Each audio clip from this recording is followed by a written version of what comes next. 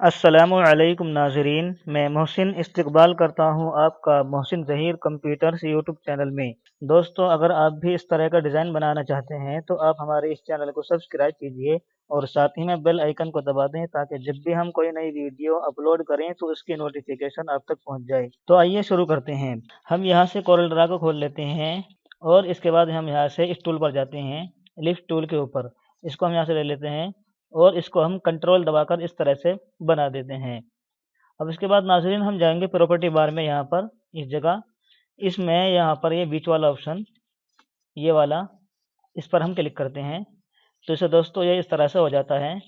और इसके बाद दोस्तों हम जाएंगे यहाँ पर इस जगह, यहाँ पर हम लिखेंगे -270 और इसके बाद हम एंटर मारेंगे तो इसे दोस्तों ये इस तरह से हो जाता है। अब नाज़रीन आप जाएंगे यहाँ पर इस जगह, जहाँ से इसको एंगल देते हैं, हम यहाँ से कर देते हैं 90 डिग्री यानी कि 90। इसके बाद हम एंटर मारेंगे तो इससे दोस्तों आपका डिज़ाइन इस तरह से हो जाता है।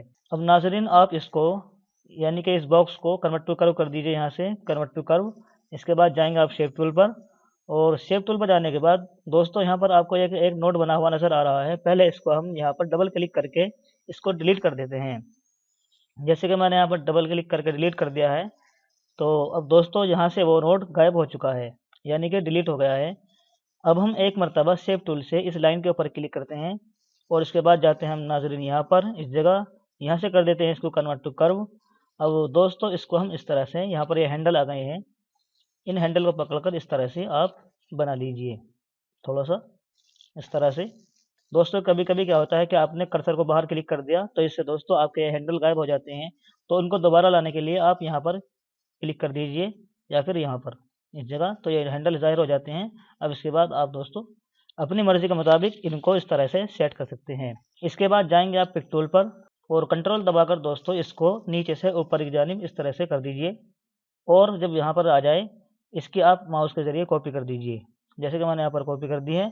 अब दोस्तों इस ऊपर वाले बॉक्स को यहाँ से कर दीजिए मिरर हॉरिजॉन्टली यानी कि इस तरह से। अब दोस्तों हम इसमें कलर को फिल कर लेते हैं, चलिए ये वाला कर लेते हैं और नीचे कर लेते हैं यानी कि इस बॉक्स में ये वाला।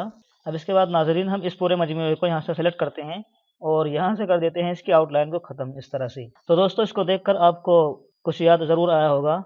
चलिए दोस्तों हम जाते हैं अब यहाँ पर टेक्स्ट टूल के ऊपर क्लिक कर देते हैं और यहाँ पर हम लिख लेते हैं पेप्सी और इसको हम यहाँ से कर लेते हैं थोड़ा बोल्ड या फिर हम यहाँ से कर लेते हैं इसका फ़ॉन्ट तो एरियल ब्लैक।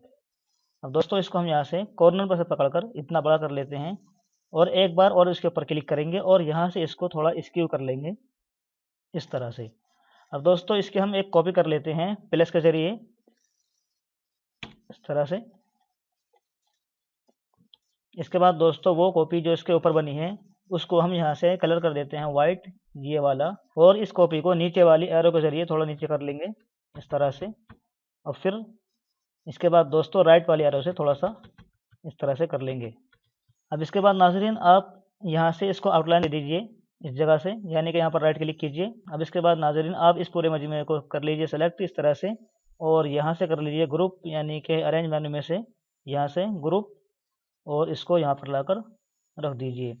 तो इस तरह से दोस्तों आप भी इस तरह का डिज़ाइन बना सकते हैं। अब दोस्तों आपको यहाँ पर लग रहा है कि ये पूरे सेंटर में नहीं है तो पहले इसको कर लीजिए यहाँ से ग्रुप और इसके बाद शिफ्ट के साथ सेलेक्ट कीजिए इस पेप्सी को इस तरह से और कीबोर्ड से दबाइए सी, तो इसे इसके बिल्कुल बीच में आ जाता है। अब हम इसको देखने के लिए दबाते हैं कीबोर्ड से F4। तो दोस्तों आप देख सकते हैं कि हमारा डिज़ाइन इस तरह से बनकर तैयार हुआ है।